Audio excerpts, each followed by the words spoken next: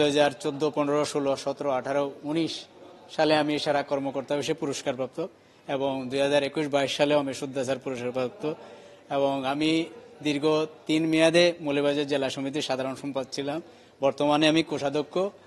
এবং আমি চেষ্টা করছি আমার আপ্রাণ যে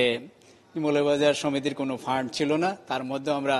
করোনাকালীন সময়ে প্রায় 77 লক্ষ টাকা কালেকশন করে মৌলভীবাজার জেলার 6টি উপজেলায় অক্সিজেন সিলিন্ডার, পিপি এবং মাস্ক, বিশেষ করে লন্ডন থেকে 2টা আমরা সিপ্যাপ মেশিন, যেটা রোগীরা যদি কোনো রোগী শ্বাস নিজে না নিতে পারে সেটাকে তার মেশিনের সাহায্যে শ্বাস দেওয়ার সেই কাজটাও আমরা করছি। তো আমি এই পরিষদে কোষাধ্যক্ষ পদে পুনরায় প্রার্থী, তো আমি সবার কাছে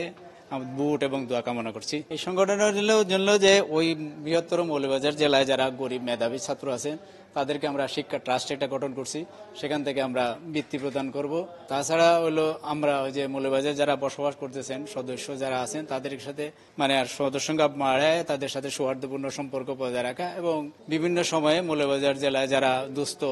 রোগীরা আসে তাদের কিছু আর্থিক অনুদান আমরা বর্তমানেও দিচ্ছি এবং ভবিষ্যতে যেন আরো বড় আকারে দিতে পারি সেই চেষ্টা করব। সততার দিক দিয়ে আমরা নিরেট একেবারে খাঁটি, সেই জন্যই আমি চাচ্ছি যে একটা সংগঠনের স্বচ্ছতার উপরেই নির্ভর, সততার উপরেই নির্ভর করে সংগঠনটি,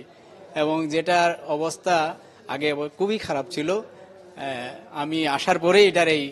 আরো উত্তরোত্তর বৃদ্ধি হয়েছে। ভোটারদের উদ্দেশ্যে আমার মূল বক্তব্য হলো যে যারা সৎ এবং কর্মোদ্যমী এবং ত্যাগী তাদেরকে ভোট দেওয়ার জন্য, যেই হোক, আমি যদি উপযুক্ত হই তা আমাকে দিবে, আমি যদি উপযুক্ত না হই তাইলে অন্যকে বেছে নেবে, কিন্তু সৎ এবং যোগ্য প্রার্থীকে যেন তারা ভোট দেয়।